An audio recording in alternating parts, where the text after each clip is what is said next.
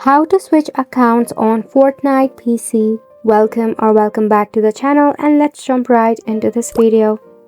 To switch account on your Fortnite PC, tap on the Windows icon and search for your Epic Game Launcher. Now currently I am logged into one of my account. Now if you want to switch up your account, tap on the user icon which is at the top of your dashboard. Now from here you need to tap on sign out option, so go ahead and sign out. This is because currently Fortnite does not support the switch account option and multiple login.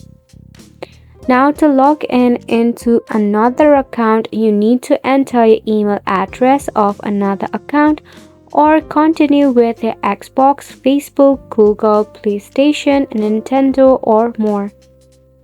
This is a quick and easy process. However, if you face any of the difficulty regarding the process, you can check out the help and support of your Epic game.